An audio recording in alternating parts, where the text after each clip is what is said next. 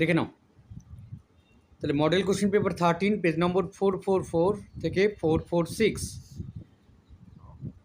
Pros পোর্শনের প্রথম প্রশ্ন আছে, what did the prisoner request the banker to do if no mistake could be found in the letter written by the prisoner.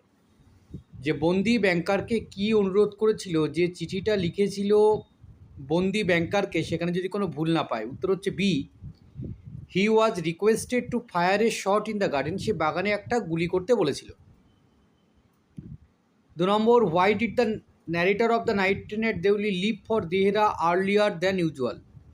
যে night train at দেউলির লেখক সে দেহরাতে সময়ের আগে যাত্রা করেছিল কেন? উত্তর হলো D, he could not forget the girl and wanted to meet her again. সে মেয়েটাকে ভুলতে পারেনি আর সে মেয়েটার সঙ্গে সাক্ষাৎ করতে চেয়েছিল। 3 নম্বর, the girl's voice was lost in the clanging of the bell. মেয়েটার সেই গলার কণ্ঠস্বর হারিয়ে গিয়েছিল সেই ঘণ্টাধ্বনির মধ্যে। তো 3-এর সি হচ্ছে correct answer, the hissing of the engine. সেই ইঞ্জিনের এবং সেই ইঞ্জিনের হিসিস আওয়াজের মধ্যে দিয়ে।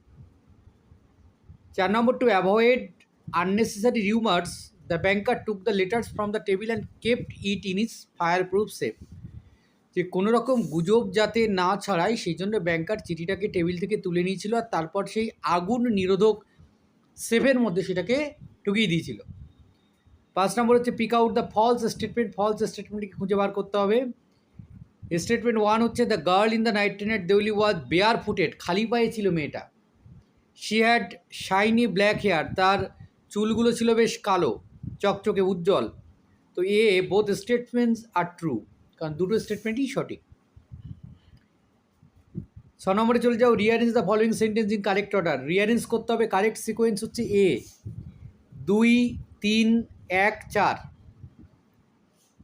নম্বর 7-এ চলে যাও, if A journalist, X guest of the party and B the lawyer, then যেখানে কোশ্চেন মার্ক আছে সেই জায়গাটা তাহলে কী হবে? এই জায়গাটা হবে ইন্টেলেকচুয়াল মেন। এরা সকলেই ইন্টেলেকচুয়াল মেন। বি হচ্ছে কারেক্ট অপশান, ইন্টেলেকচুয়াল মেন। কেন থাকবে না, কি আছে? তাহলে দ্য স্কলার্স হবে। বিতে যদি দ্য স্কলার্স থেকে থাকে দ্য ইন্টেলেকচুয়াল মেন অথবা স্কলার্স, ঠিক আছে? কারণ এই সবাই হচ্ছে বিশিষ্ট ব্যক্তিদের, বুদ্ধিমান ব্যক্তিদের মধ্যে পড়ে। জার্নালিস্ট, পার্টির যারা গেস্ট এবং লয়ার সকলেই ইন্টেলেকচুয়াল মেনদের মধ্যে পড়ে বা স্কলারদের মধ্যে পড়ে, সকলেই বিদ্বান ব্যক্তি। স্কলার তাদের ক্ষেত্রে বলা হয় যারা তাদের বিশেষ প্রফেশনে কৃতি আর কি, তারা হচ্ছে স্কলার। তাদের নিজ নিজ ক্ষেত্রে যারা কৃতি, সফল, তাই এরা সবাই সফল, সেই কারণে এক জায়গায় হয়েছে। ব্যাংকার কেন হতে যাবে? না না, ওটা তুই বুঝতে পারিস নি। ওটা নির্দিষ্ট কোনো একটা, ওখানে দেখ অনেকগুলো, যার ওই যে একটা বৃত্ত আছে, ওই বৃত্তটার মধ্যে কে কে আছে দেখ। জার্নালিস্ট আছে আর লয়ার আছে হচ্ছে বিটা। তো সিটা যদি ওখানে বইটা দেখা ওই হয়, ওইরকম নয়। এই যে পোর্শনটা যেটা দেখাচ্ছে কোশ্চেন মার্কের মধ্যে, অর্থাৎ এই যে বৃত্তটা, এই বৃত্তের মধ্যে এ পড়ছে, এ মানে জার্নালিস্ট পড়ছে, এই বৃত্তের মধ্যে এক্স পড়ছে। না আমি বলছি কি, যদি এক্স মানে না, ওইরকম ভাবে নয়। তো এই বৃত্তটা কার মধ্যে দিয়ে ঘুরছে? জার্নালিস্ট আছে, আবার এটা হচ্ছে এর মধ্যে হচ্ছে এক্স আছে মানে গেস্ট আছে, আবার বি লয়ার আছে। না আমি কি বলছি শুনুন, এটা ব্যাংকার হবে না। তো আমি কি বলছি শুনুন না, আমি বলছি যে এটা তো ধরুন জার্নালিস্ট আছে, বিটা হচ্ছে লয়ার আছে, ইন্টেলেকচুয়াল ম্যান হবে answer. 8 number, Kalam has endeavored to understand the truths revealed to him by his father, fundamental truths. Number 9, if Kalam's father had not avoid all inessential comforts and luxuries, মানে যদি সে avoid না করতো এগুলো, তাহলে কি হতো? Kalam would have led a lavish life. তাহলে একটা ধনী জীবনযাপন সে করতে পারত। কলাম এ এবং কলাম বি ম্যাচিং করলে কারেক্ট ম্যাচিং হচ্ছে সি, 1-এর বি, 2-এর ডি, 3-এর সি, 4-এর এ। সি হবে কারেক্ট ম্যাচিং। হ্যাঁ, একের B, throughout his life Kalam emulated his father. কোনটা বলছে? ওই তো আমি ওইটাই বলছি, অ্যান্সারটাই বলছি, সি হবে কারেক্ট অ্যান্সার। এরপরে চলে যাও কবিতা। What will the poet's love protect the casual tree from? কবির ভালোবাসা ক্যাজুয়াল ট্রি কী থেকে রক্ষা করবে? উত্তর হচ্ছে বোথ এ অ্যান্ড বি, অর্থাৎ ডেথ অ্যান্ড বিং ফরগটেন। নয়টা কি হবে? নয় কী ছিল? ওই যে if colours father had fundamental true. হ্যাঁ, ল্যাভিশ লাইফ। হ্যাঁ বললি তো। ল্যাভিশ লাইফ তো নেই, ওই অস্টিয়ার লাইফ। অস্ট্রার লাইফ, হ্যাঁ, অস্ট্রার লাইফ বা ল্যাভিশ লাইফ। 12 নম্বরে চলে যাও। What does the phrase to shine in use suggest in the context of the poem Ulysses? Shine in use বলতে যেটা বলা হচ্ছে সেটা হচ্ছে ইউলিসিসের ডিজায়ার টু রিমেইন অ্যাক্টিভ, 12 রে। ইউলিসিসের ডিজায়ার টু রিমেইন অ্যাক্টিভ, 12 রে। 13তে চলে যাও। How does the poet describe the casuarina trees impact on her imagination? তার কল্পনার উপরে ক্যাজুরিনা ট্রির প্রভাব কী ছিল? উত্তর হচ্ছে D, it sparks her creativity. তার সৃজনশীলতাকে আরও উজ্জ্বল করেছে, চমৎকার করেছে। 14, the word ringing in the phrase ringing plains of windy Troy symbolises the, এই ringing plains of the windy Troy কী সিম্বলাইজ করছে? Clashing sound of the swords, তরবারির সেই ঝনঝনির যে আওয়াজ, সেটাকে ringing plains of the windy Troy বলা হচ্ছে। 15, the poet describes the lingering image of the tree that she senses even in distant planes like Europe. ইউরোপের কথা বলা হয়েছে 15।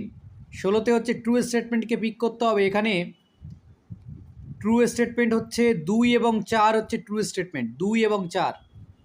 The hungry heart refers to Ulysses insatiable desire for adventure and new experience, এবং the mariners have toiled suffered and fought with Ulysses. Rearrange করতে হবে 17তে। Rearrange করলে correct sequence হচ্ছে এ, 3 2 1 4। 18তে চলে যাও। To seek, to find, to strive and তারপরে তো আমরা জানি নট টু ইয়াল্ড, এটাই হচ্ছে ultimate desire of Ulysses. 18 D হবে কারেক্ট অ্যান্সার। 19-এ চলে যাও। Statement A, the casuarina tree wears the creeper like a scarf, এটা তো সত্যই। আর the tree reminds the poet of her childhood days, এটাও সত্য। তো এখানে এ হচ্ছে correct answer. A and B are independent of each other, independently এরা ট্রু। কলাম ম্যাচিং করতে হবে। কলাম এর সঙ্গে কলাম বি ম্যাচিং করলে কারেক্ট সিকোয়েন্স হচ্ছে বি, 1-এর বি, 2-এর ডি, 3-এর সি, 4-এর এ। এরপর চলে যাও নাটক, ড্রামা। ড্রামাতে রয়েছে 21, Bartley put Michael's shirt on him because, Bartley তার জামাটা মাইকেলের জামাটা পড়েছিল তার গায়ে কেন? 21-এর বি হবে correct answer. His own shirt was heavy with salt in it, লবণ লেগে গিয়েছিল তার জামায়, সামুদ্রিক লবণ। 22 নম্বর। Nora has described her brother Michael and great rower and fisher. Nora মাইকেলকে কী বলেছে? তার ভাই মাইকেলকে কীভাবে বর্ণনা করেছে? একজন ভালো দাঁড় টানতে পারে আর ভালো মাছ ধরতে পারে। 23 নম্বর। Bartley will rest in a fine coffin made of white board, সাদা তক্তা দিয়ে তৈরি ছিল, মানে সাদা তক্তা দিয়ে তৈরি হতো সেই কফিনটা। প্রফেশনস অ্যান্ড পার্সনস, এখানে কারেক্ট ম্যাচিং যেটা হবে সেটা হচ্ছে ডি, 1-এর সি, 2-এর বি, 3-এর এ, 4-এর ডি, ডি হবে কারেক্ট ম্যাচিং। 25 নম্বরে চলে যাও। অ্যাসারশন রয়েছে Kathleen asks for a knife from Nora, ছুরি চেয়েছিল একটা, রিজিন কেন? ডি হবে correct answer. She needed it to cut the knot of the bundle, ছুরিটা দিয়ে সে ওই গিটটা কাটবে, সেই জন্যে বান্ডিলের গিট কাটবে সেই জন্য। টেক্সচুয়াল গ্রামারে চলে যাও। 26, both are equally immoral observe one of the guest, narration change করলে কারেক্ট অ্যান্সার হচ্ছে A, one of the guest observe that both are equally immoral. 27-এ চলে যাও। Though I wanted to talk to her I hesitated, কম্পাউন্ডে join করলে correct answer হচ্ছে D, I wanted to talk to her but I hesitated. ঠিক আছে, ঠিক আছে।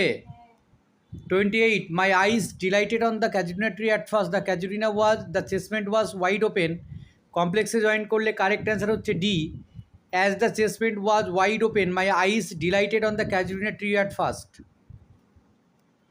29-এ চলে যাও, transcending your body you became a part of the cosmos. Split করলে কারেক্ট অ্যান্সার হচ্ছে A, you transcend your body you become a part of the cosmos. 30-তে চলে যাও, old age hath yet his honourable and his toil. Correct answer হচ্ছে, correct করলে 30 D হচ্ছে correct, old age hath yet his honour and his toil, honourable নয়। Comprehension unseen cricket match নিয়ে রয়েছে India আর নিউজিল্যান্ডের মধ্যে। 31-এর কোশ্চেন, অ্যাসারশন হচ্ছে India chase down 252 runs in the final match. Reason হচ্ছে Rohit Sharma made 76 runs at the finals. 31-এর C, both assertion and reason are true and reason is the correct explanation for assertion. 32-তে চলে যাও, এটা কী করতে হবে, এখানে হচ্ছে ট্রু ফলস করতে হবে, চিহ্নিত করতে হবে। প্রথম বাক্যটা ট্রু ফলস হবে, কারণ এটা ইডেন গার্ডেন্স না, কোথায় হয়েছিল, দুবাইতে হয়েছিল। A total of 4 venues were selected for the tournament this year, এটা ট্রু হবে। আর বাকি যে দুটো আছে দুটোই ফলস হবে, অর্থাৎ 32-এর এ হবে কারেক্ট অ্যান্সার। 33-তে চলে যাও, the black caps is the nickname of New Zealand national cricket team. 34-এ চলে যাও, how many matches war played in the tournament, 15টা match খেলা হতো। 35-এ চলে যাও, হু receive the golden ball award, golden ball award কে পেয়েছিল, Matt Henry. 35C। 36, India defeated New Zealand by 4 wicket, voice change করলে correct answer B, New Zealand was defeated by India by 4 wickets. 37, Afghanistan made the debut in this tournament, debut এর verb form হচ্ছে ডিওয়াটেড, আফগানিস্তান ডেওয়াটেড হ্যাঁ in is tournament. 37A। 38-এ চলে যাও, which of the following is an antonym of the word আর্নডের বিপরীত শব্দ কি, লস্ট হবে। 39-এ চলে যাও, which is a synonym of the word impressive, ইমপ্রেসিভের সিনোনিম হচ্ছে রিমার্কেবল। 40-তে চলে যাও, which of the following is the closest in meaning to the word boast, boast হচ্ছে ব্র্যাক্স। 40D, মানে ওই কোনো কিছু নিয়ে গর্ব অনুভব করা। কত হয়েছে দেখো।